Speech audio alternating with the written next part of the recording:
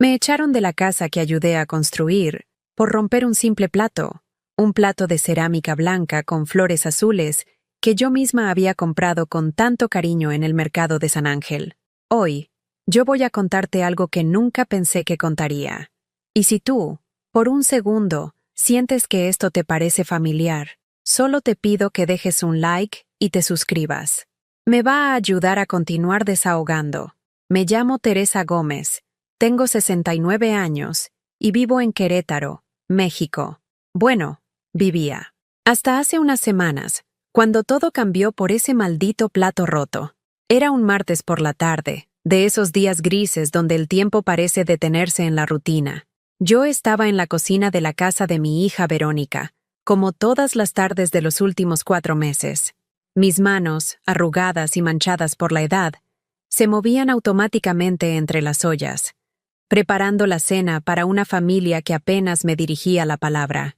El delantal que llevaba puesto era el mismo que usé durante años en mi propia casa, antes de que las deudas nos obligaran a venderla. Un delantal azul marino con pequeñas flores bordadas que yo misma había cosido una noche de insomnio, cuando aún creía que los detalles bonitos importaban en esta familia. El vapor de la sopa de tortillas se alzaba desde la estufa, llenando la cocina con ese aroma a chile guajillo y epazote que siempre me recordaba a mi madre. Ella solía decirme: «Mija, una mujer que cocina con amor, cocina para toda la vida». Qué equivocada estaba. Escuché el portón del garaje abriéndose. Era Carlos, mi yerno, regresando de su trabajo en la empresa de construcción donde era supervisor. Sus pasos pesados resonaron en el pasillo de mosaicos. Esos mismos mosaicos que yo había ayudado a elegir cuando compraron la casa hace 5 años, cuando aún fingían que mi opinión les importaba. Me apresuré a servir la sopa en los platos hondos, esos que había comprado en el mercado de San Ángel durante mi último viaje a la Ciudad de México. Recuerdo ese día perfectamente. Era un sábado soleado, y pensé que sería bonito regalarle algo especial a Verónica para su nueva casa. Gasté mis últimos ahorros en ese juego de vajilla, creyendo que cada comida compartida en esos platos sería un pedacito de mi amor servido en su mesa. La cuchara de acero inoxidable resbaló entre mis dedos húmedos. El plato se estrelló contra el piso de cerámica, con un sonido seco que partió el silencio de la tarde como un grito. Los pedazos se esparcieron por el suelo, mezclándose con las gotas doradas de la sopa caliente, que ahora formaban pequeños charcos entre los fragmentos blancos y azules. Me quedé paralizada, viendo mi propio reflejo fragmentado en cada pedazo roto. Era como si el plato hubiera sido una metáfora de mi propia vida. Algo que una vez fue completo y hermoso, ahora hecho pedazos en el suelo de una casa que nunca fue realmente mía. Verónica apareció en la entrada de la cocina, con su uniforme de enfermera arrugado, después de un turno de 12 horas en el Hospital General. Su cabello castaño estaba recogido en una cola de caballo desordenada, y tenía esas ojeras profundas que le habían aparecido desde que nació su segundo hijo. Pero no hubo comprensión en su mirada. Solo ese cansancio que se había vuelto desprecio. No me miró a los ojos. Nunca lo hacía ya. Solo suspiró con esa exhalación larga y pesada que había aprendido a usar como un arma silenciosa contra mí. «Es que ya no se da cuenta de nada», murmuró, negando con la cabeza mientras se quitaba los zapatos blancos de enfermera. Carlos apareció detrás de ella, aflojándose la corbata azul marino que usaba para parecer importante en las juntas de obra. Su panza había crecido en los últimos años, tensando los botones de sus camisas, pero su actitud seguía siendo la misma. Fría, calculadora, siempre evaluando el costo-beneficio de cada situación. Me miró con esos ojos pequeños y oscuros, como si fuera un electrodoméstico descompuesto que ya no valía la pena reparar. «Ya basta, Tere», dijo con ese tono seco que había perfeccionado para hacerme sentir invisible. «Ya hiciste lo que pudiste. Pero no es tu casa. Mejor vete un tiempo». Sus palabras cayeron sobre mí como piedras. Cada sílaba pesaba toneladas, aplastando lo poco que quedaba de mi dignidad. «No es tu casa», como si los 4 meses que llevaba viviendo aquí, cocinando, limpiando, cuidando a sus hijos, lavando su ropa, no hubieran significado nada. como si mi presencia fuera solo un favor temporal que ellos me habían hecho, y no una necesidad desesperada después de perder todo lo que tenía. Mi nieta Jimena, de 12 años, me observaba desde el comedor. Sus ojos grandes y cafés, los mismos que había heredado de mí, me miraron por un instante. Esperé algo, una palabra, una sonrisa, un gesto que me dijera que para alguien en esa casa yo todavía importaba. Pero no, solo se levantó de la mesa donde hacía su tarea de matemáticas, recogió sus cuadernos con movimientos lentos y deliberados y subió las escaleras hacia su cuarto. Sus pasos en los escalones de madera sonaron como pequeños martillazos en mi pecho. Hasta mi propia nieta me veía como un mueble fuera de lugar. Me quedé ahí, de pie en medio de la cocina, con los pedazos de cerámica cortándome las palmas de las manos. El caldo de tortilla se enfriaba lentamente en el piso, creando una mancha pegajosa que sabía que tendría que limpiar. Como siempre, como todo, la casa continuó su rutina alrededor de mí. La televisión sonaba en la sala con algún programa de chismes. El perro de los vecinos ladraba en el patio de al lado.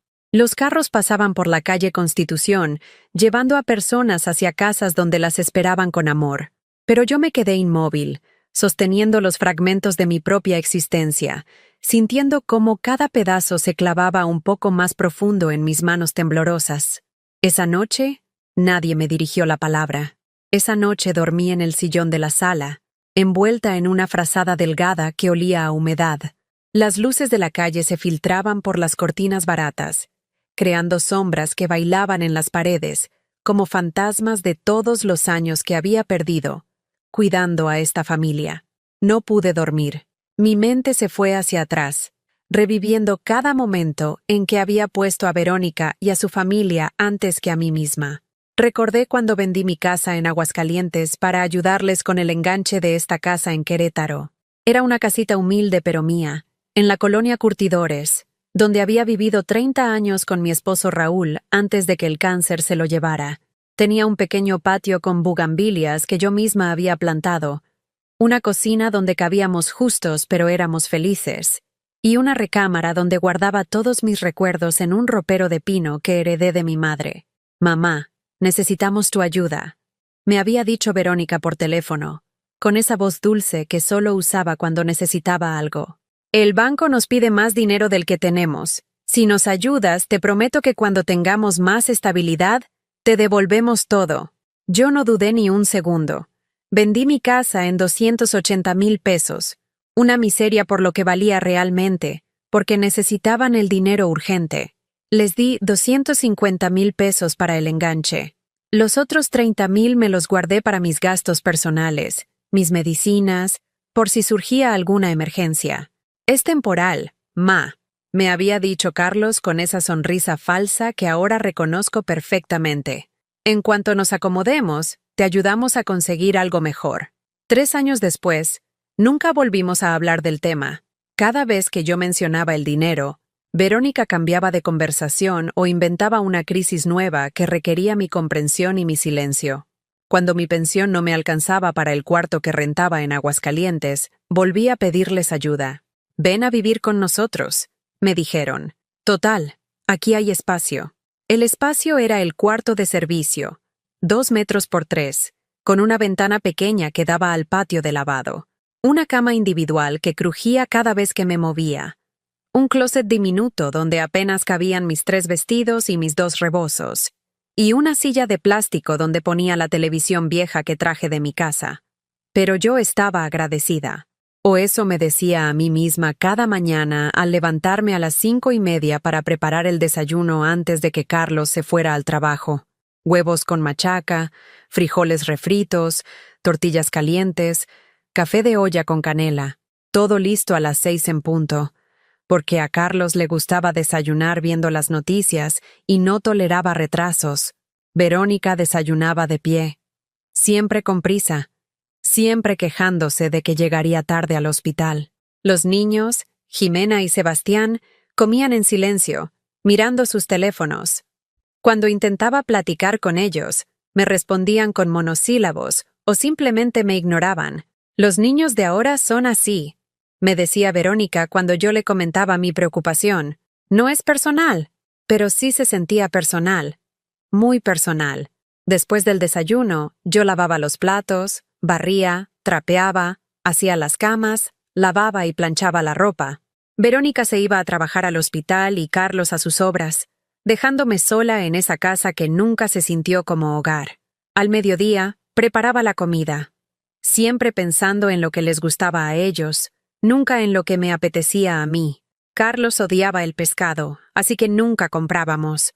Verónica estaba a dieta, así que nada de tortillas ni pan. Los niños solo comían pollo o carne, nada de verduras. Mi artritis empeoraba cada día. Las mañanas eran las peores. Los dedos hinchados, las rodillas rígidas, el dolor constante en la espalda que se intensificaba cuando cargaba las canastas de ropa húmeda hacia el tendedero. Pero nunca me quejé. Una no se queja cuando le están haciendo el favor de darle techo. Los sábados íbamos al Walmart. Yo empujaba el carrito mientras Verónica elegía productos caros. Yogurt griego, quesos importados, cortes de carne que costaban más de lo que yo gastaba en comida en toda una semana cuando vivía sola. En la caja, yo sacaba los billetes de mi pensión para pagar la despensa. Te lo pagaré la próxima quincena, decía Verónica siempre. La próxima quincena nunca llegaba. Cuando Sebastián cumplió 15 años, organizaron una fiesta en el patio. Yo cociné para 50 personas. Pozole rojo, tostadas, guacamole, aguas frescas. Estuve de pie desde las 5 de la mañana hasta las 2 de la madrugada, sirviendo, limpiando, atendiendo a los invitados. Nadie me agradeció. Ni siquiera me invitaron a sentarme a comer con la familia. Mejor ve descansando, ma, me dijo Verónica cuando intenté sentarme en una de las mesas. Ya hiciste mucho. Me fui a mi cuarto a comer un plato de pozole sola, escuchando las risas y la música desde mi ventanita, sintiéndome como una empleada doméstica en lugar de la abuela del festejado. Las cuentas de luz, agua y gas llegaban a mi nombre porque mi credencial era la única que no tenía problemas con el buró de crédito. Yo las pagaba con mi pensión de 3,200 pesos mensuales. Entre servicios, despensa y mis medicinas para la presión y la diabetes, no me quedaba nada para mí. Mis zapatos tenían agujeros en la suela. Mi ropa estaba desteñida y remendada. No me cortaba el cabello porque no tenía dinero para la estética. Pero ellos siempre tenían para sus antojos. La pizza de los viernes, las salidas al cine, la ropa nueva de marca. Una noche de febrero me enfermé gravemente. Fiebre alta, escalofríos, una tos que no me dejaba respirar. Desde mi cuarto, los escuché discutir en el pasillo. «Deberíamos llevarla al doctor», decía Verónica. «¿Con qué dinero? Mejor que se tome un té de manzanilla y mañana vemos cómo está», respondía Carlos. Estuve 3 días con fiebre. Nadie entró a verme. Nadie me trajo siquiera un vaso de agua. El cuarto día, cuando la fiebre por fin bajó, encontré sobre mi cama un blister de paracetamol y una nota de Verónica. «Tómate una cada 8 horas». Ese día entendí algo que había estado negando durante meses. Para ellos, yo no era familia. Era una empleada gratuita con beneficios de hospedaje. Pero el golpe más duro llegó en mi cumpleaños número 69, en abril. Desperté esperando algún gesto. Una felicitación, un abrazo, un pastel sencillo, lo que fuera que me hiciera sentir que mi existencia importaba para alguien en esa casa. Nadie recordó mi cumpleaños. Preparé el desayuno como siempre. Carlos leyó el periódico y se fue al trabajo sin mirarme. Verónica corrió al hospital porque llegaba tarde a su turno. Los niños desayunaron con sus audífonos puestos, sumergidos en sus mundos digitales. A las 2 de la tarde, cuando ya había limpiado toda la casa y tenía la comida lista, me senté en mi cama y lloré. Lloré por todos los cumpleaños que había organizado para ellos. Lloré por todas las veces que había puesto sus necesidades antes que las mías. Lloré por la mujer que había sido y que ya no reconocía en el espejo. Esa tarde salí sola. Caminé hasta el centro de Querétaro, hasta la Plaza de Armas, y me senté en una banca frente a la iglesia de San Francisco. Con mis últimos 100 pesos compré un boleto de lotería en el puesto de Doña Carmen. «Para la suerte, güerita», me dijo con una sonrisa desdentada. «Que Dios la bendiga». Guardé el boleto en mi bolsa sin esperanza alguna. Solo era un capricho tonto de una vieja que quería sentir, aunque fuera por un momento, que la vida todavía le debía algo bueno. No sabía que ese pedazo de papel cambiaría todo. Esa noche, cuando regresé a casa, nadie preguntó dónde había estado. Los días después de mi cumpleaños olvidado se volvieron una sucesión de pequeñas crueldades que cortaban más profundo que cualquier insulto directo. Carlos había desarrollado la costumbre de hablar de mí, como si yo no estuviera presente. Durante las comidas, discutía con Verónica sobre el problema de tu mamá, mientras yo servía los frijoles charros que había estado cocinando desde las 6 de la mañana. Se está volviendo muy distraída, decía él, cortando su bistec con movimientos precisos. Ayer dejó la estufa prendida toda la tarde. Yo había salido 5 minutos al patio para tender la ropa. 5 minutos. Pero para él era evidencia de mi deterioro mental. Y se levanta muy temprano, continuaba Verónica, sin mirarme mientras revisaba su celular. El ruido que hace en la cocina nos despierta. Me levantaba a las 5:30 para tener todo listo antes de que ellos se despertaran. Pero ahora hasta mi dedicación era un problema. Habla sola, agregó Jimena, mi nieta, sin levantar la vista de su plato. La escucho desde mi cuarto. Era cierto. Había empezado a murmurar oraciones mientras cocinaba.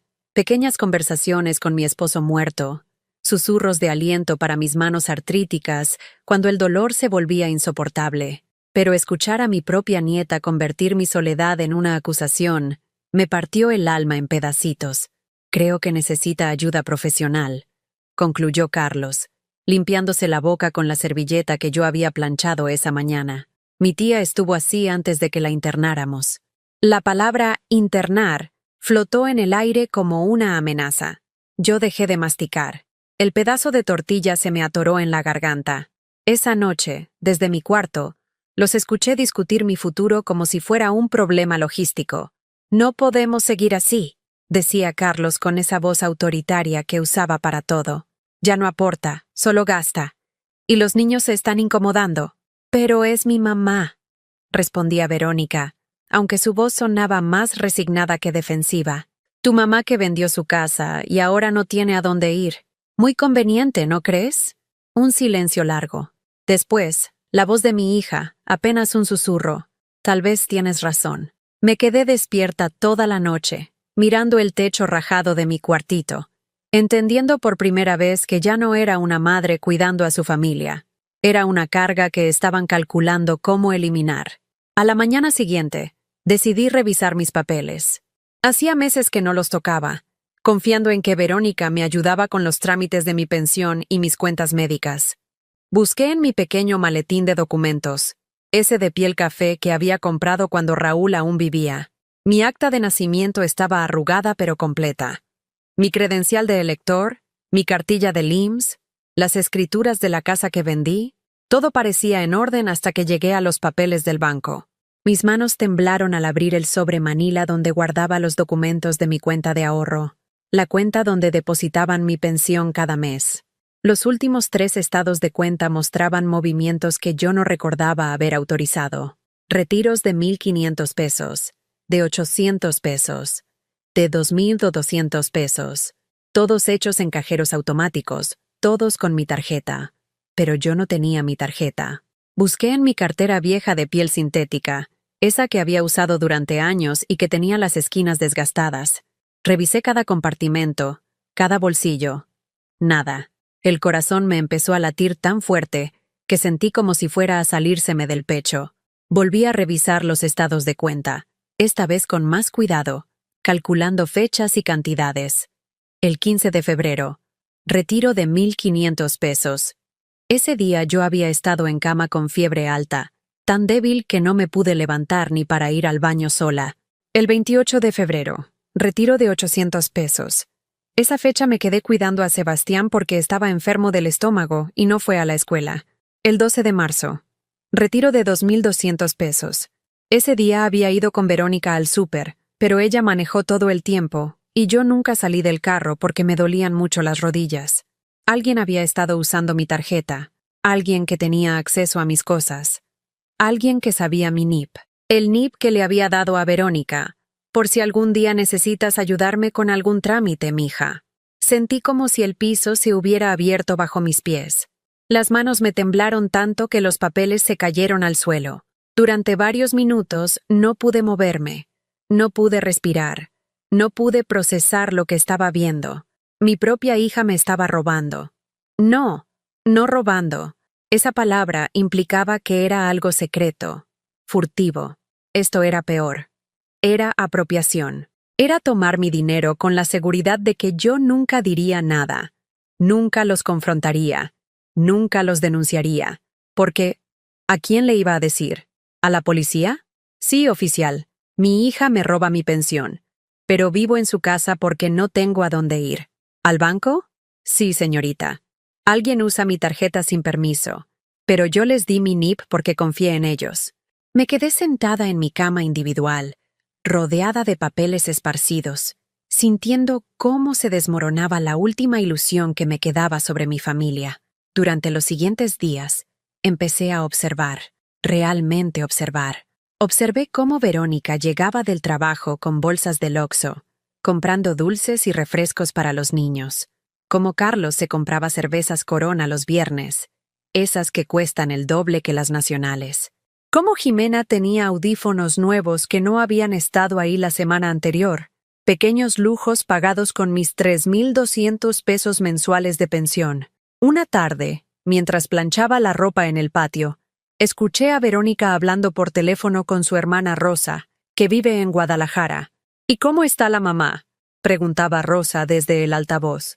Ay, hermana, cada día peor, respondía Verónica con un suspiro exagerado. Ya no se puede valer por sí misma. Nosotros la tenemos que mantener completamente. Me quedé inmóvil detrás de la puerta de vidrio, con la plancha caliente en una mano y una de las camisas de Carlos en la otra. ¿No tiene su pensión?, preguntó Rosa. Sí, pero ya sabes cómo es eso. No le alcanza para nada. Nosotros cubrimos todo. Su comida, sus medicinas, todo. Mentía. Mentía descaradamente sobre quién mantenía a quién en esa casa. Pobrecita, continuó Rosa. ¿Y no has pensado en algún asilo?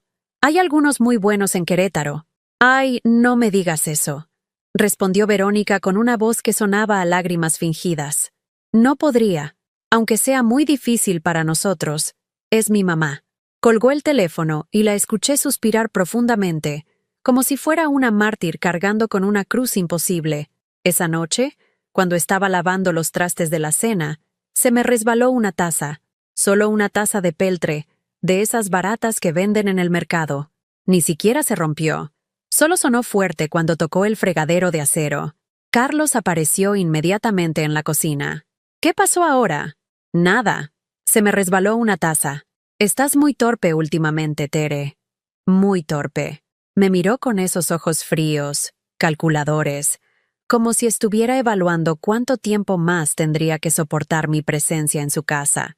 Tal vez deberías acostarte más temprano, descansar más. Pero su tono no era de preocupación, era de fastidio. Era la voz de alguien que está buscando excusas para justificar una decisión que ya tomó. Esa madrugada, no pude dormir. Salí de mi cuarto y caminé por la casa silenciosa, viendo todas las cosas que yo había ayudado a comprar, todos los espacios que había limpiado miles de veces, todas las esquinas donde había puesto mi amor y mi trabajo. Me detuve frente al refrigerador, donde estaban pegadas las fotos familiares con imanes, fotos de cumpleaños, graduaciones, vacaciones. En ninguna aparecía yo. En todas las celebraciones importantes, yo había estado en la cocina, cocinando, sirviendo, limpiando. Invisible, siempre invisible. Tomé una de las fotos, la de la graduación de Jimena de primaria. Ahí estaban todos sonriendo. Verónica, Carlos, los niños, hasta los padrinos. Yo había organizado toda la fiesta. Había cocinado para 50 personas. Había decorado el patio con globos y papel picado. Pero no estaba en la foto, porque alguien tenía que lavar los platos. En ese momento, con esa fotografía en mis manos temblorosas, entendí algo que cambió todo. Yo no era parte de esta familia. Era su empleada. Y como todas las empleadas que ya no sirven, me iban a despedir. Al día siguiente del plato roto, Desperté en el sillón con el cuerpo entumecido y el alma más adolorida que los huesos. Era sábado, pero la rutina no se detenía. Me levanté como autómata y fui a la cocina a preparar el desayuno, como si nada hubiera pasado. Pero todo había pasado. Verónica ya estaba en la mesa, bebiendo café en una de sus tazas favoritas. Esas de cerámica gruesa, con dibujos de girasoles que había comprado en una de sus salidas de relajación al centro de Querétaro. Su cabello estaba perfectamente peinado, y llevaba puesta una blusa nueva que yo no había visto antes. Una blusa que seguramente había pagado con mi pensión. No me miró cuando entré.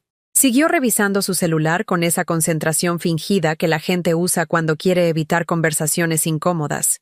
Empecé a preparar huevos revueltos con jamón, el desayuno que a Carlos le gustaba los sábados. Moví las manos mecánicamente, rompiendo los huevos, batiendo, calentando el aceite en el sartén, pero había algo diferente en el aire, una tensión que se podía cortar con cuchillo. Carlos bajó las escaleras con pasos pesados, arrastrando las chanclas contra el piso de mosaico. Se sentó en su lugar habitual, en la cabecera de la mesa, y extendió la mano esperando que le sirviera su café.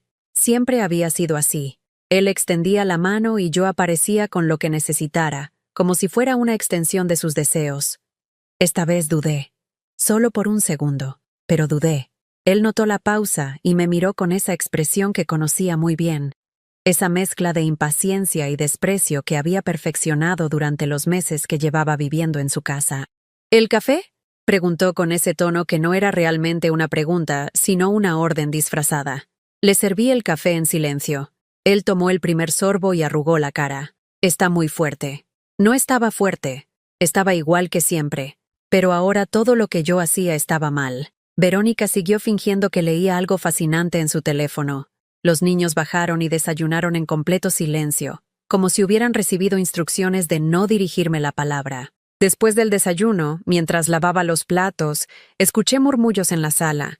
Carlos y Verónica hablaban en voz baja, pero de vez en cuando sus voces se alzaban lo suficiente para que yo pudiera escuchar fragmentos. No puede seguir así. Mi responsabilidad. Otras opciones.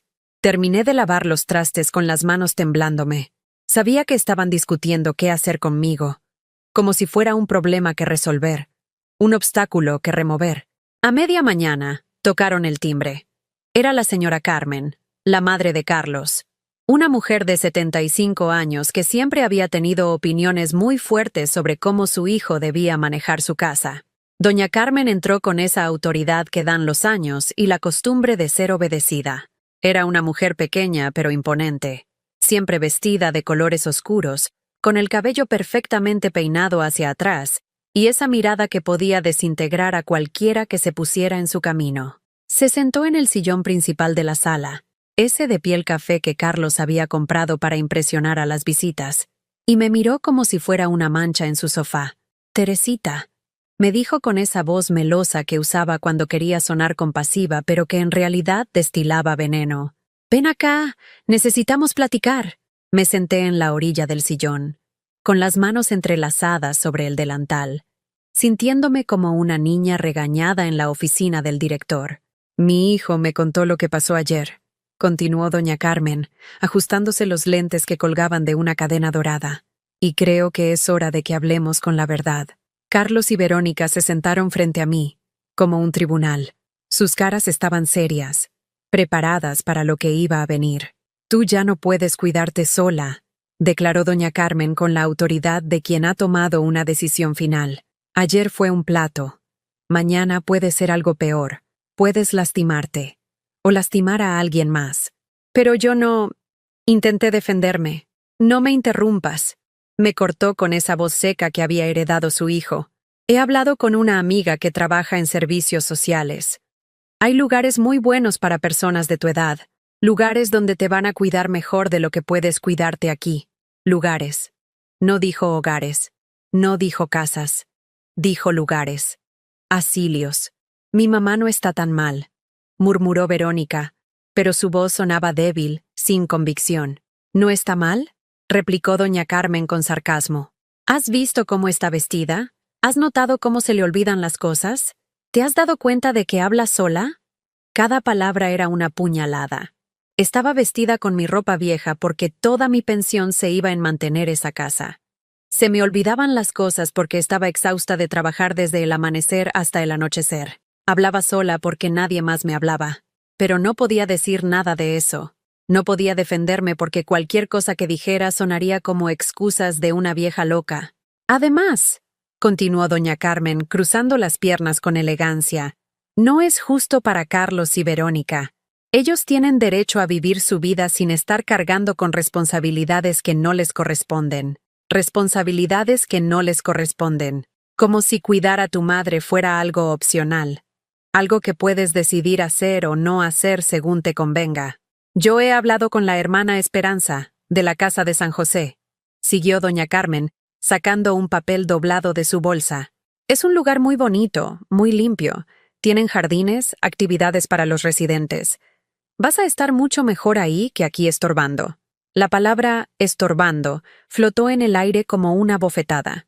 Carlos se aclaró la garganta y se inclinó hacia adelante, adoptando esa postura que usaba cuando quería parecer razonable y comprensivo. Tere, entiende que esto no es personal, dijo con esa voz condescendiente que había perfeccionado.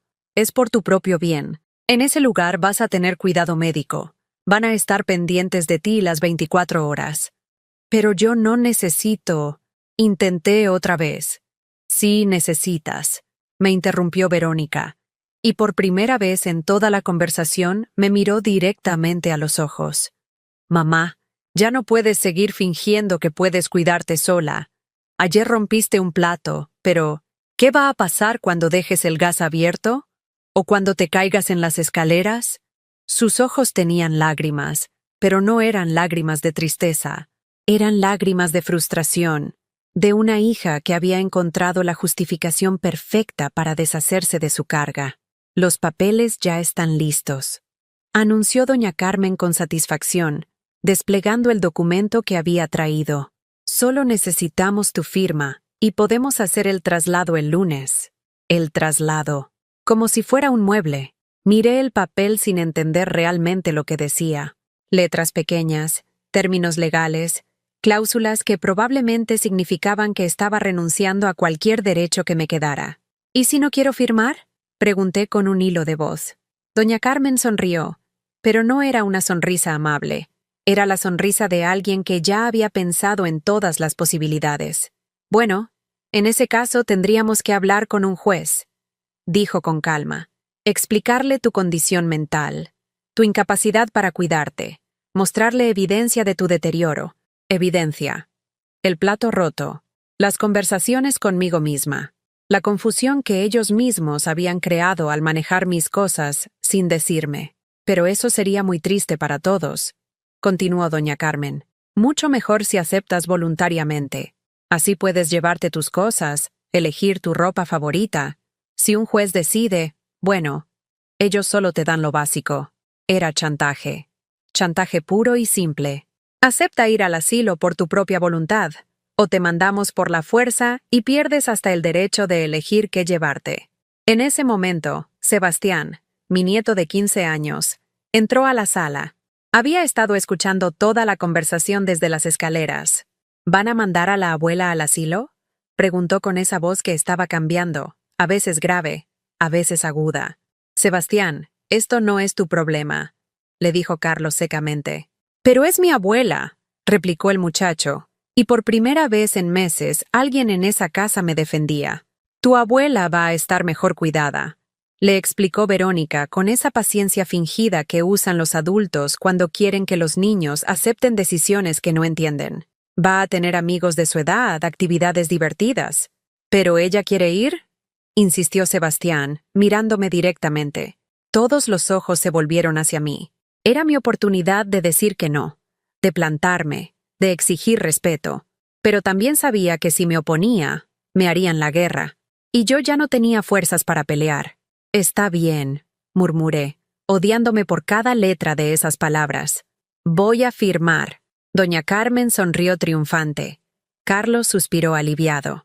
Verónica se limpió las lágrimas falsas. Solo Sebastián me miró con algo que podría haber sido comprensión. Pero no el lunes. añadí con la poca dignidad que me quedaba.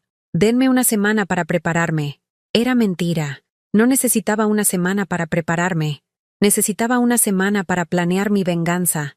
Esa noche, después de que todos se fueron a dormir, me quedé sentada en mi cuarto de servicio, rodeada del silencio que por primera vez en meses no se sentía como abandono, sino como libertad para pensar. Durante 4 meses había vivido en esa casa como un fantasma, moviéndome entre las sombras, evitando hacer ruido, ocupando el menor espacio posible. Pero ahora que me habían dado fecha de expulsión, algo extraño sucedió. Por primera vez dejé de tener miedo. ¿Qué más podían hacerme? Ya me habían robado mi dinero, mi dignidad, mi lugar en la familia. Ya me habían convertido en una empleada gratuita y ahora me descartaban como un electrodoméstico viejo. No tenía nada más que perder. Y cuando no tienes nada que perder, puedes empezar a decidir por ti misma. Me levanté y caminé hasta el pequeño ropero donde guardaba mis pocas pertenencias. En el fondo, envuelto en una blusa vieja, estaba mi tesoro más preciado, una caja de galletas danesas que había conservado desde la muerte de Raúl. Dentro guardaba mis documentos más importantes, algunas fotos, y el rosario de plata que había sido de mi madre. Y ahí estaba también el boleto de lotería que había comprado el día de mi cumpleaños olvidado. Lo saqué con cuidado. Era un pedazo de papel simple, casi transparente por lo delgado, con números impresos en tinta azul que se había corrido ligeramente por la humedad. Los números que había elegido al azar, sin esperanza, solo como un capricho de mujer desesperada. 47, 23, 19, 08, 31, 15. Los había memorizado sin querer, de tanto verlos cada vez que abría la caja. No porque creyera que fueran a salir, sino porque eran míos. Lo único que era completamente mío en esa casa. Había visto en las noticias de Televisa la semana pasada que alguien en Querétaro había ganado el premio mayor de la Lotería Nacional, 118 millones de pesos. Una cantidad tan grande que no podía siquiera imaginarla. El reportero había dicho que la persona ganadora aún no se había presentado a reclamar el premio. Con las manos temblándome, saqué mi teléfono viejo. Era un aparato sencillo, de esos que regalan con los planes básicos. Pero tenía internet. Busqué los resultados de la lotería del 15 de abril, el día de mi cumpleaños. La página cargó lentamente. Los números aparecieron uno por uno en la pantalla pequeña. 47, 23, 19, 08, 31, 15. Miré mi boleto. Miré la pantalla. Volví a mirar mi boleto. Los números eran exactamente los mismos. Exactamente. Los mismos. El teléfono se me resbaló de las manos y cayó sobre la cama con un ruido sordo. Mi corazón latía tan fuerte que pensé que se iba a salir de mi pecho. Las manos me temblaron tanto que tuve que sentarme en la orilla de la cama para no caerme. ¿Era posible? ¿Realmente era posible? Volví a tomar el teléfono y revisé otra vez. Busqué en diferentes páginas web, en diferentes fuentes. Todas decían lo mismo. Los números ganadores del 15 de abril eran exactamente los números de mi boleto. 118 millones de pesos. 118 millones de pesos. Una cantidad tan grande que mi mente no podía procesarla. Más dinero del que había visto en toda mi vida. Más dinero del que Carlos ganaba en 10 años. Más dinero del que Verónica vería trabajando toda su vida como enfermera. Me quedé ahí sentada, mirando ese pedazo de papel, durante lo que parecieron horas. Primero llegó la incredulidad, después la emoción, después el miedo, y finalmente, algo que no había sentido en años: poder. Por primera vez en mi vida, yo tenía el poder, pero no se lo iba a decir a nadie. Todavía no. Durante los siguientes 3 días, actué como si nada hubiera pasado. Me levanté temprano, preparé desayunos, limpié la casa, lavé ropa. Pero ahora había una diferencia. Ya no lo hacía por obligación o por miedo. Lo hacía porque quería observar. Quería ver exactamente cómo me trataban cuando pensaban que yo no tenía opciones. Quería memorizar cada desplante, cada gesto de desprecio, cada momento en que me hicieron sentir invisible. Porque ahora sabía que no era invisible. Era la mujer más rica de Querétaro. El martes por la mañana, Verónica me dio una bolsa de plástico del Walmart. Para que vayas empacando tus cosas, me dijo sin mirarme a los ojos. No puedes llevar mucho al lugar donde vas, solo lo básico. Lo básico. Después de 69 años de vida, todo lo que me quedaba era lo básico. ¿Y mis fotos? Pregunté. Puedes llevarte unas pocas. Las más importantes. ¿Mi rosario? Sí, claro. Esas cosas sí. ¿Mi máquina de coser? Verónica suspiró como si le estuviera pidiendo algo imposible. Mamá, no vas a necesitar máquina de coser.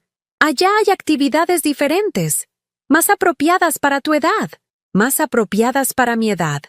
Como si coser, algo que había hecho durante 50 años, de repente se hubiera vuelto demasiado complicado para mi cerebro deteriorado. El miércoles, Carlos llegó con folletos del asilo. Mira, Tere, me dijo con esa voz condescendiente que había perfeccionado. Vas a ver que es un lugar muy bonito. Tienen jardines, biblioteca, hasta una capilla. Los folletos mostraban fotos de ancianitos sonrientes jugando lotería, caminando por jardines bien cuidados, comiendo en comedores limpios. Todos se veían felices y contentos de estar ahí. Todos se veían resignados. ¿Cuánto cuesta? Pregunté. No te preocupes por eso, respondió Carlos rápidamente. Tu pensión cubre la mayor parte, y nosotros podemos ayudar con la diferencia. Mentira. Había investigado los precios en Internet. Un lugar como ese costaba por lo menos 8,000 pesos al mes. Mi pensión era de 3,200. ¿De dónde iba a salir la diferencia? De mi propia pensión, que ellos seguirían administrando. Tendrían que complementar con 4,800 pesos para pagar el asilo, pero seguirían teniendo acceso a mi tarjeta bancaria. Seguirían robándome, pero ahora con la ventaja de que yo estaría encerrada y no podría quejarme. El jueves por la tarde, doña Carmen vino otra vez. Esta vez traía a una trabajadora social, una mujer joven con lentes y traje sastre que hablaba con esa eficiencia fría de quien procesa casos todos los días. Señora Teresa, me dijo mientras sacaba formularios de su portafolio. Solo necesito que me confirme algunos datos para completar su expediente. Me preguntó mi nombre completo, mi fecha de nacimiento, mis enfermedades, mis medicamentos. Cada respuesta la anotaba en formularios oficiales que convertían mi vida en datos estadísticos. ¿Tiene usted algún ingreso además de su pensión? Preguntó rutinariamente. No, respondí. Era cierto. El boleto de lotería no era un ingreso. Todavía no.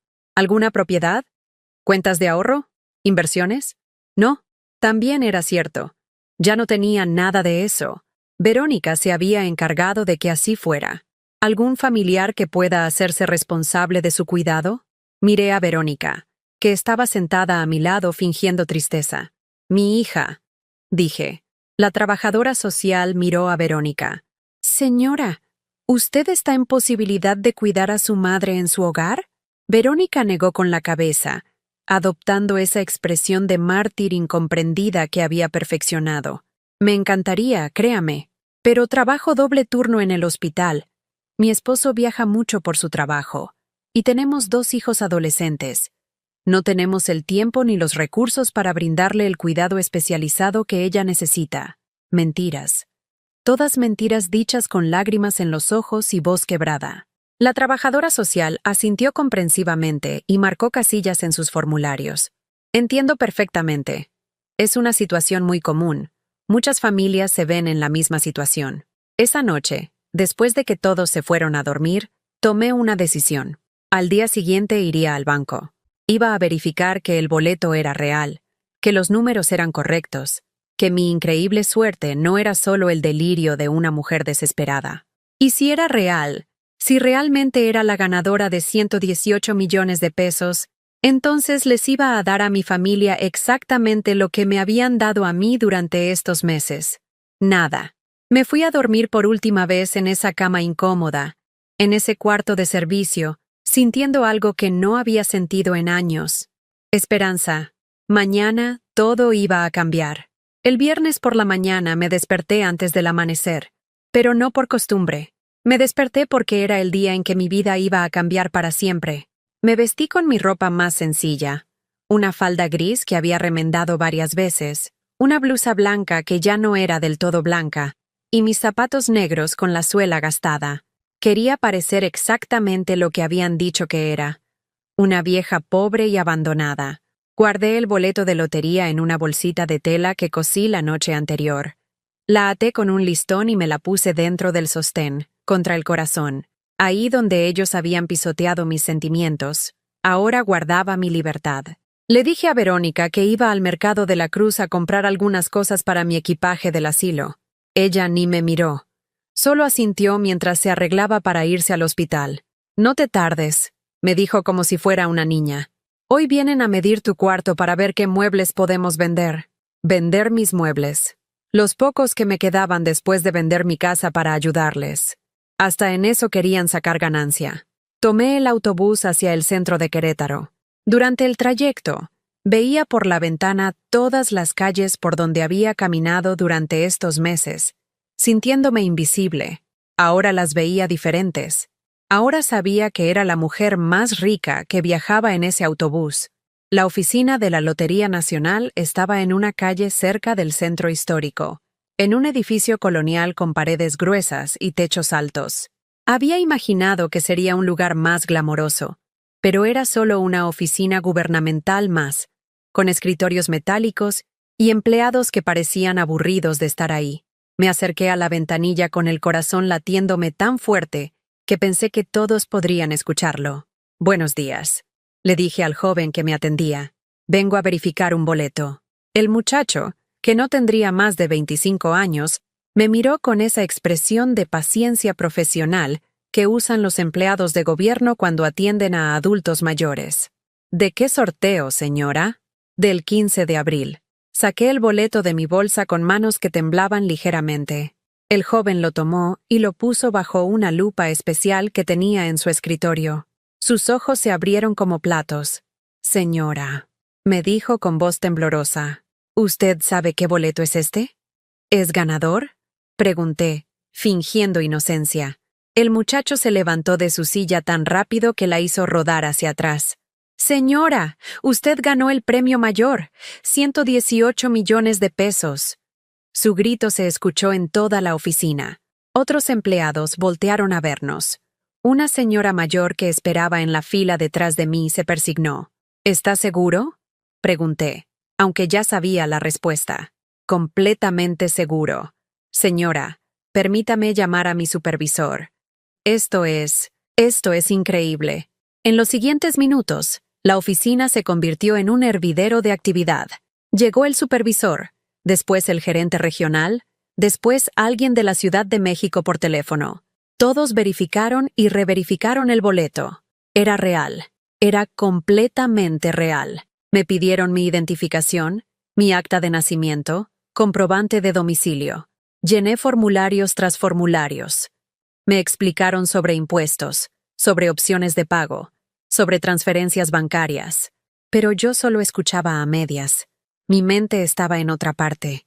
Estaba pensando en la cara que pondría Carlos cuando se enterara, en la expresión de Verónica cuando descubriera que la vieja senil que iban a meter a un asilo era millonaria. «Señora Teresa», me dijo el gerente regional, un hombre elegante con traje azul marino, «¿desea que hagamos algún anuncio público? Los medios van a querer entrevistarla». «No», respondí inmediatamente. «Quiero mantenerlo en secreto por ahora». «Por supuesto, es su derecho. Pero necesitamos saber cómo quiere recibir el dinero». Opté por recibir el pago en una cuenta nueva, en un banco diferente al que usaba mi familia. No quería que ni siquiera supieran en qué institución estaba mi dinero. El proceso tomó toda la mañana. Cuando salí de ahí, oficialmente era una de las mujeres más ricas de Querétaro. Pero seguía viéndome exactamente igual, una anciana con ropa remendada y zapatos gastados. Regresé a la casa a las 2 de la tarde. Verónica estaba en la cocina, calentando comida en el microondas. «¿Compraste lo que necesitabas?», me preguntó sin mucho interés. «Sí», mentí. «Todo listo para el lunes». Esa tarde llegó doña Carmen con más papeles para firmar. Documentos que me transferían al asilo, que autorizaban el manejo de mi pensión, que básicamente me convertían en una inválida legal. Los firmé todos sin leer. Ya no importaban. El sábado por la noche, Organizaron una cena familiar de despedida. Era una farsa, por supuesto. Ninguno de ellos iba a extrañarme, pero querían mantener las apariencias de que eran una familia amorosa que tomaba decisiones difíciles por el bien de su ser querido. Cocinaron mis platos favoritos: mole poblano, arroz rojo, frijoles charros. Pusieron la mesa del comedor con los platos buenos, esos que solo usaban cuando venían visitas importantes. «Brindemos por la abuela», dijo Carlos, levantando su copa de vino, «por todos los años que ha estado con nosotros». Todos alzaron sus copas. Yo alcé mi vaso de agua porque nunca me ofrecieron vino. «Por la abuela», repitieron todos al unísono. Durante la cena, hablaron de mí como si no estuviera ahí, de lo bien que estaría en el asilo, de cómo podríamos visitarnos los domingos, de lo tranquila que sería mi nueva vida. Sebastián, mi nieto, apenas habló durante toda la cena. Se veía incómodo, triste. Era el único que parecía entender que lo que estaban haciendo estaba mal. Después de la cena, cuando estaban recogiendo los platos, Jimena se acercó a mí. «Abuela», me dijo en voz baja, «¿de verdad quieres irte?». Era la primera vez en meses que me hacía una pregunta directa. La primera vez que parecía importarle mi opinión sobre algo. «No, mijita», le respondí honestamente. «No quiero irme». «Entonces, ¿por qué no le dices a mis papás?». «Porque ya tomaron la decisión. Y cuando los adultos toman decisiones, los niños y los viejos tenemos que obedecerlas». Jimena frunció el ceño. «Eso no me parece justo». «No», le dije, acariciándole la cabeza. «No es justo». Esa noche, por última vez, me quedé despierta en mi cuarto de servicio, pero ya no me sentía como prisionera. Me sentía como una espía en territorio enemigo, esperando el momento perfecto para revelar mi identidad secreta. El domingo llegó con lluvia. Una lluvia suave pero persistente que hacía que todo se viera gris y melancólico. Era el día perfecto para lo que tenía planeado. A las 10 de la mañana, toda la familia estaba reunida en la sala. Habían venido incluso Rosa, la hermana de Verónica, desde Guadalajara, y el hermano de Carlos con su esposa. Una verdadera reunión familiar para despedir a la anciana problemática. Yo llegué a la sala vestida diferente. Me había puesto mi vestido negro, el que guardaba para ocasiones especiales. Me había peinado el cabello hacia atrás, y me había puesto los aretes de perlas que fueron de mi madre. «¡Qué elegante vienes, ma!», dijo Verónica con sorpresa. «Es una ocasión especial», respondí. Me senté en el sillón individual, frente a todos ellos. Los miré uno por uno. Carlos con su cara de satisfacción, Verónica con sus lágrimas preparadas, doña Carmen con su sonrisa de triunfo, los invitados con sus expresiones de lástima. Antes de irme, dije con voz clara y fuerte: «Quiero decirles algo». «Claro, ma», dijo Verónica. «Lo que quieras». Saqué de mi bolsa una hoja doblada. Era una copia del recibo de la lotería, el documento que certificaba que era ganadora de 118 millones de pesos. «Durante estos meses», comencé, «ustedes me han tratado como si fuera una carga. Me han robado mi dinero, me han faltado al respeto, me han hecho sentir invisible». «Mamá». «No es cierto», empezó a decir Verónica. «No me interrumpas», le grité, y mi voz sonó tan fuerte que todos se quedaron callados. «Por primera vez en meses, yo voy a hablar y ustedes van a escuchar». Desdoblé el papel lentamente, como si fuera un mapa del tesoro. «Hace 3 días fui a la oficina de la Lotería Nacional», continué, «para verificar un boleto que compré el día de mi cumpleaños, el cumpleaños que ninguno de ustedes recordó». Carlos frunció el ceño, sin entender a dónde iba la conversación. «Resulta que ese boleto», hice una pausa dramática, «era el ganador del premio mayor». El silencio que siguió fue ensordecedor. 118 millones de pesos. Rosa se llevó las manos a la boca. El hermano de Carlos se inclinó hacia adelante. Doña Carmen se quitó los lentes como si no pudiera ver bien. «Mientas», susurró Carlos. «¿Miento?», dije, levantándome del sillón. «¿Miento como cuando dijiste que mi pensión no alcanzaba para nada? ¿Miento como cuando Verónica le dijo a su hermana que ustedes me mantenían?». Les mostré el papel. Carlos se lo arrebató de las manos y lo leyó con ojos que se iban agrandando cada segundo. Esto es real», murmuró. Completamente real, confirmé. Soy millonaria, y ustedes me van a meter a un asilo porque rompí un plato. La sala explotó en voces confusas, exclamaciones, preguntas atropelladas. «Mamá, no sabíamos», gritó Verónica. «Podemos cancelar todo», añadió Carlos. «Ha sido un malentendido», se sumó doña Carmen. Yo levanté la mano y todos se callaron. «No», dije con una calma que me sorprendió a mí misma. «No ha sido un malentendido. Ha sido exactamente lo que ustedes querían hacer, deshacerse de mí». Caminé hacia la puerta, pero antes de salir, me volví una última vez. Ya firmé todos los papeles. Mañana me voy al asilo, porque una mujer de palabra cumple sus compromisos. «¡Pero el dinero!», gritó Carlos, mostrando por fin su verdadera cara. «El dinero», repetí con una sonrisa. «Se queda conmigo. Todo. Hasta el último peso». Y salí de esa casa para nunca volver. No fui al asilo. En lugar de eso, esa misma tarde del domingo, tomé un taxi hasta el Hotel La Mansión, en el centro histórico de Querétaro. Era un hotel que había admirado desde afuera durante años, con su fachada colonial rosa y sus balcones de hierro forjado, pero al que nunca pensé que podría entrar como huésped. «Buenas tardes», le dije al recepcionista. Un joven elegante con uniforme azul marino. «Quisiera la suite más bonita que tengan disponible». El muchacho me miró de arriba abajo, evaluando mi ropa humilde y mis zapatos gastados. «Señora, las suites tienen un costo de…», empezó a decir con ese tono condescendiente que conocía muy bien. «No me importa el costo», lo interrumpí, sacando mi nueva tarjeta del banco. «La mejor suite que tengan». Esa noche dormí en una cama king size con sábanas de algodón egipcio, en una habitación con techos de vigas de madera y ventanas que daban al jardín central del hotel. Por primera vez en meses, me quedé dormida en silencio absoluto, sin escuchar quejas, demandas o reproches. Desperté cuando quise despertar, no a las 5:30 para preparar desayunos que nadie agradecía. Pedí servicio al cuarto: huevos benedictinos, café de grano, jugo de naranja recién exprimido y pan dulce artesanal. Comí en la terraza de mi suite, viendo el amanecer sobre las cúpulas de las iglesias coloniales, sintiendo el aire fresco de la mañana en mi cara. Era libertad. Libertad real, no la ilusión de libertad que había tenido cuando era prisionera en casa de mi propia hija. Durante los siguientes días me dediqué a redescubrirme. Fui a una estética en la zona rosa y me corté el cabello por primera vez en 2 años. Un corte moderno, elegante, que me quitó 10 años de encima. «Señora, tiene un cabello hermoso», me dijo la estilista mientras trabajaba.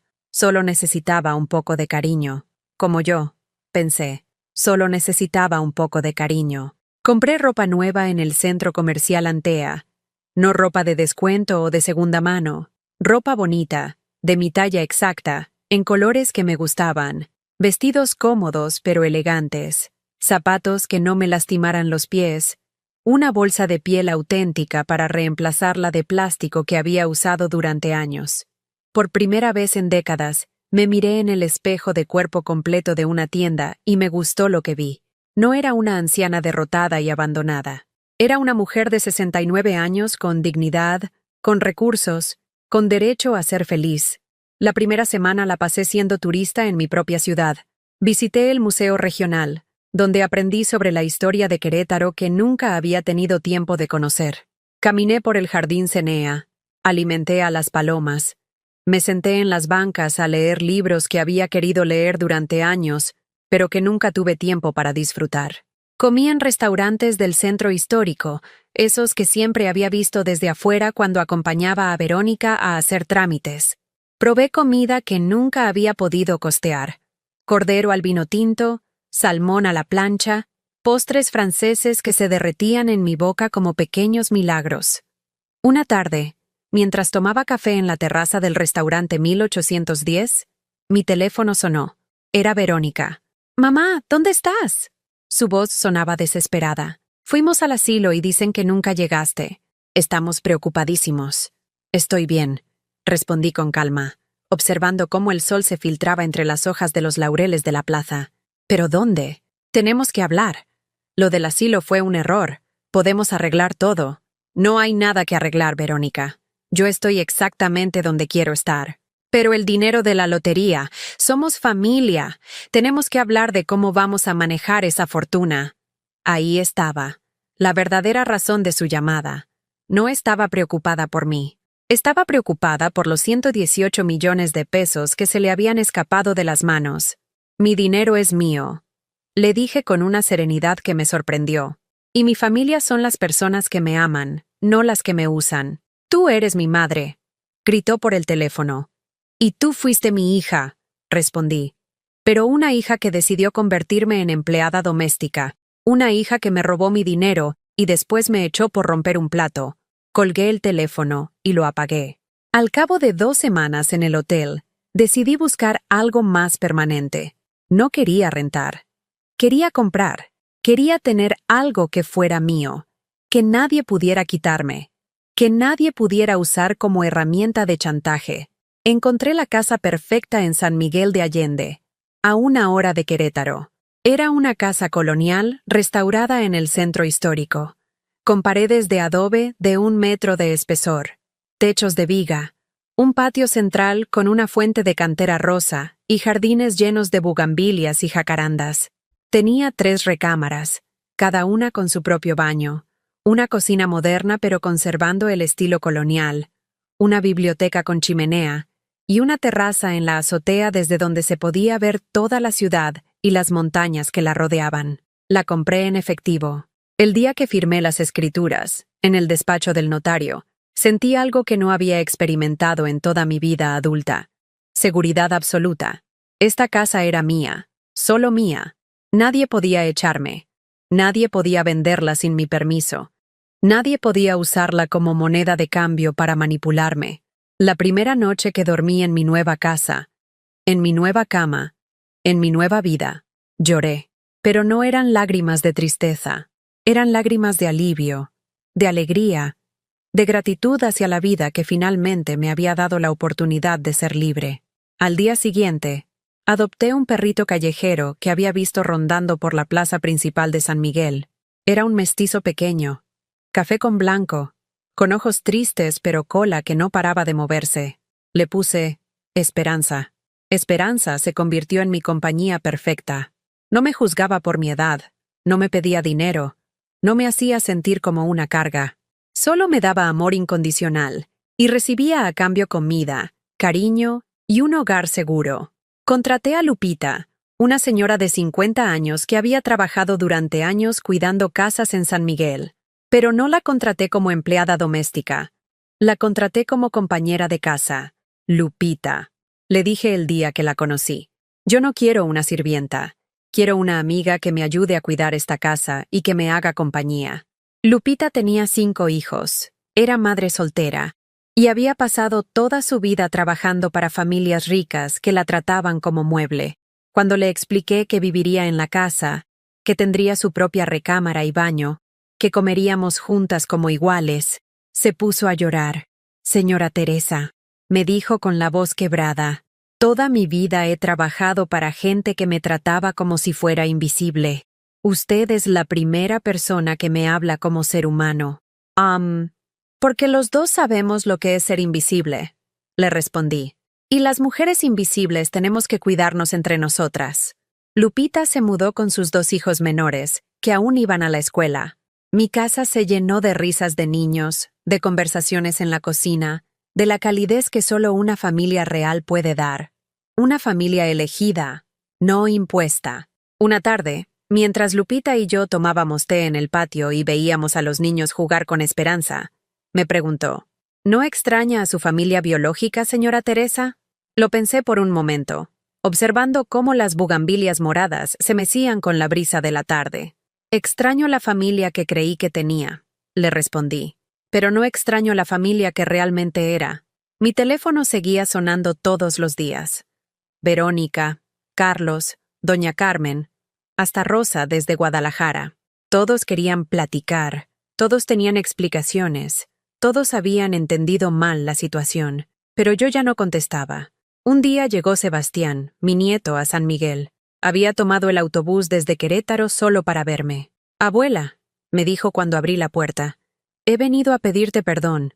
Tú no tienes nada de qué pedir perdón, mijito, le dije, abrazándolo fuerte. Sí tengo. Porque sabía que lo que estaban haciendo estaba mal, y no dije nada.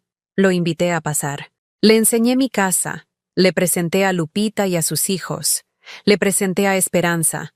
Comimos juntos en el patio, platicamos como no habíamos platicado en años. ¿Puedo venir a visitarte a veces?, me preguntó antes de irse. Puedes venir cuando quieras. Le dije, esta siempre va a ser tu casa. Era verdad. Sebastián era bienvenido porque me buscaba por amor, no por dinero. Porque me veía como abuela, no como fuente de recursos. Esa noche, después de que Sebastián se fue, me senté en mi terraza a ver las estrellas sobre San Miguel de Allende. La ciudad se extendía debajo de mí como un mapa de luces doradas. Las campanas de las iglesias sonaban a lo lejos, y el aire olía a jazmín y a libertad. Por primera vez en mi vida, era completamente libre. Por primera vez en mi vida, era completamente feliz. Por primera vez en mi vida, era exactamente quien quería ser. 6 meses después, mientras desayunaba en mi terraza con vista a las montañas de Guanajuato, recibí una carta. No de mis familiares, que habían dejado de buscarme después de 2 meses de llamadas no contestadas. Era de la trabajadora social que había manejado mi caso para el asilo. Estimada señora Teresa, decía la carta, nos preocupa que no haya llegado a su cita programada en la casa de San José. Por favor, comuníquese con nosotros para verificar su estado. Me reí. Me reí tan fuerte que Esperanza levantó las orejas desde su lugar favorito bajo la bugambilia. Y Lupita asomó la cabeza desde la cocina para ver qué pasaba. ¿Qué es tan gracioso, señora Teresa?, preguntó Lupita, secándose las manos en el delantal que yo le había comprado.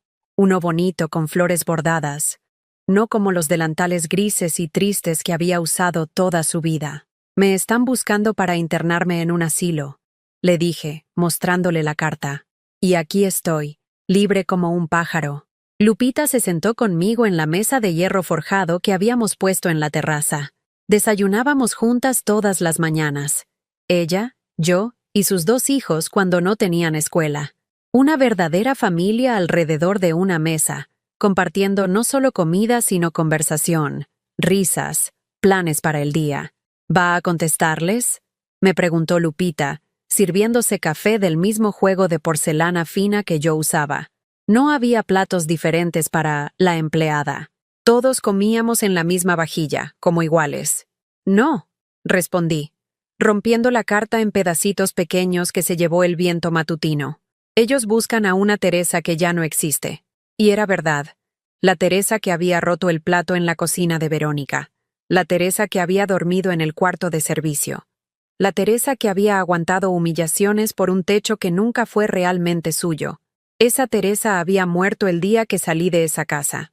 La Teresa que desayunaba en esta terraza, rodeada de flores que yo misma había plantado, con un perro que me amaba sin condiciones y una compañera que me respetaba como ser humano, era una mujer completamente nueva.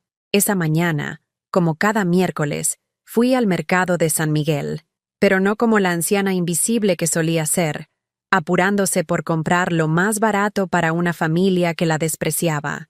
Iba como la señora Teresa Gómez, vecina respetada del centro histórico, que conocía a todos los comerciantes por su nombre y que siempre tenía una sonrisa y una palabra amable para cada uno. «Señora Teresa», me gritó doña Rosa desde su puesto de flores. Le guardé las rosas amarillas que le gustan para su patio. «Buenos días, doña Teresa», me saludó don Miguel desde su carnicería. «¿Cómo está la familia?» Familia. Esa palabra ya no me dolía cuando la escuchaba. Ahora tenía una definición nueva. Lupita y sus hijos, que me incluían en sus conversaciones. Esperanza, que me esperaba en la puerta cada vez que salía. Sebastián, que venía a visitarme cada 2 semanas y que había empezado a traer a su novia para presentármela. Los comerciantes del mercado, que me trataban con cariño genuino. Los vecinos de la calle, que paraban a saludarme cuando regaba mis plantas. Esa era mi familia ahora, la familia que yo había elegido y que me había elegido a mí. Por las tardes, después de la comida, solía sentarme en mi biblioteca a escribir. Había empezado un diario, no para quejarme del pasado, sino para registrar cada día de felicidad que estaba viviendo. Páginas llenas de pequeños momentos que antes no habría notado. El color del cielo al atardecer, el sabor del café recién molido, la sensación de despertar sin prisa, la alegría de comprar algo bonito simplemente porque me gustaba. Una tarde de noviembre, mientras escribía sobre mi visita al Museo de la Casa de Allende, escuché que tocaban a la puerta.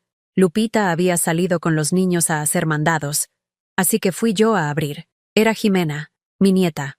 La reconocí inmediatamente, aunque había crecido mucho en estos 6 meses. Ya no era la niña de 12 años que me había ignorado en aquella casa. Era una adolescente de 13, más alta, con una expresión más madura en los ojos. «Hola, abuela», me dijo con timidez. «Jimena», susurré, sintiendo cómo se me llenaban los ojos de lágrimas. «¿Cómo llegaste hasta acá?» Le pedí la dirección a Sebastián. Me confesó. «Tomé el autobús desde Querétaro. Necesitaba hablar contigo». La invité a pasar. Le enseñé la casa. Le presenté a Esperanza. Le serví chocolate caliente en el patio mientras ella me miraba con ojos grandes, como si no pudiera creer que esta fuera realmente su abuela. «¿Realmente ganaste la lotería?», me preguntó directamente, con esa honestidad que solo tienen los adolescentes. «Sí», le respondí. 118 millones de pesos. «¿Y por eso te fuiste?» «No», le dije, acariciando a Esperanza que se había subido a mi regazo. «Me fui porque me echaron por romper un plato. El dinero solo me dio la oportunidad de irme con dignidad». Jimena bajó la mirada. «En la casa todo está muy raro desde que te fuiste», me confesó. «Mis papás pelean todo el tiempo. Hablan de dinero, de abogados, de que tú nos abandonaste. Pero yo sé que no es verdad». «¿Tú qué crees que es verdad?», le pregunté. «Creo que nunca te tratamos como familia», dijo con una voz tan pequeña que apenas la escuché. «Creo que te tratamos como sirvienta. Y creo que cuando ganaste el dinero, nos asustamos porque sabíamos que ya no tendrías que aguantarnos». La sabiduría de esa niña me partió el corazón y me lo sanó al mismo tiempo. «¿Puedo venir a visitarte?», me preguntó. «No por el dinero, solo porque te extraño. Extraño cuando me contabas historias de cuando eras joven. Extraño cuando me enseñabas a hacer tortillas. Extraño tener una abuela». «Claro que puedes venir», le dije, abrazándola fuerte, «pero solo si vienes porque quieres estar conmigo, no porque tus papás te manden. Es solo porque quiero estar contigo», me aseguró. «Mis papás ni siquiera saben que estoy aquí». Esa tarde, Jimena y yo cocinamos juntas en mi nueva cocina. Hicimos tamales de dulce, como yo le había enseñado años antes, cuando aún creía que enseñar tradiciones familiares importaba en esa casa. Ahora, en mi propia cocina, con mi nieta eligiendo estar conmigo libremente, enseñar esas tradiciones se sentía como un regalo que yo me daba a mí misma. Cuando Lupita regresó con sus hijos, encontró a 3 generaciones de mujeres en la cocina: yo, Jimena y ella, todas enharinadas y riéndonos mientras envolvíamos tamales en hojas de maíz. «Esta es Jimena, mi nieta», le dije a Lupita. «La única que vino a buscarme por amor». Esa noche, Jimena se quedó a dormir. En la mañana, antes de regresar a Querétaro, me hizo una pregunta que me cambió para siempre. «Abuela, ¿cómo supiste que tenías que irte?» «Cuando entendí que no era feliz», le respondí, «y cuando me di cuenta de que tenía derecho a ser feliz, aunque eso doliera a otras personas». «Mijita», le dije, acariciándole el cabello, «toda mi vida puse la felicidad de otros antes que la mía, y lo único que conseguí fue que me despreciaran por débil. Cuando finalmente puse mi felicidad primero, recuperé mi dignidad». 1 año después de romper aquel plato, recibí una última llamada de Verónica. «Mamá», me dijo con voz cansada, «Carlos me dejó. Se fue con su secretaria. Me quedé sin casa, sin dinero, sin nada». Esperé en silencio. «Necesito tu ayuda», continuó. «Sé que he sido una mala hija, pero eres mi madre. Por favor». «Verónica», le dije con la tranquilidad que me habían dado estos meses de paz, «yo ya no soy la madre que tú conociste. Esa mujer murió el día que me echaste por romper un plato». «¡Pero somos familia!». «La familia se construye con amor y respeto», le respondí. no con sangre y chantajes. ¿Me vas a dejar sin nada? Te voy a dejar exactamente con lo que tú me dejaste a mí, la oportunidad de aprender a valerte por ti misma. Y colgué por última vez. Esa noche, sentada en mi terraza bajo las estrellas de San Miguel de Allende, con Esperanza dormida a mis pies y el sonido de las campanas de las iglesias llenando el aire, pensé en todo lo que había perdido y todo lo que había ganado. Había perdido una casa que nunca fue mía, una familia que nunca me amó realmente, y una vida que me estaba matando lentamente. Había ganado una libertad que nunca había conocido, una dignidad que creí perdida para siempre, y una felicidad que no sabía que merecía. Me echaron por romper un plato, pero sin saberlo, rompieron las cadenas que me tenían prisionera. Y ahora, cada mañana, cuando despierto en mi cama, en mi casa, en mi vida, le doy gracias a la vida por ese plato roto, porque a veces, para encontrar algo mejor, primero tienes que dejar que se rompa lo que ya no sirve. ¿Has vivido o conoces a alguien que haya pasado por algo parecido? Si mi historia te conmovió, cuéntame en los comentarios. Y si crees que este mensaje puede llegar a alguien que lo necesita, por favor dale like y suscríbete al canal. A veces, una historia puede cambiar una vida.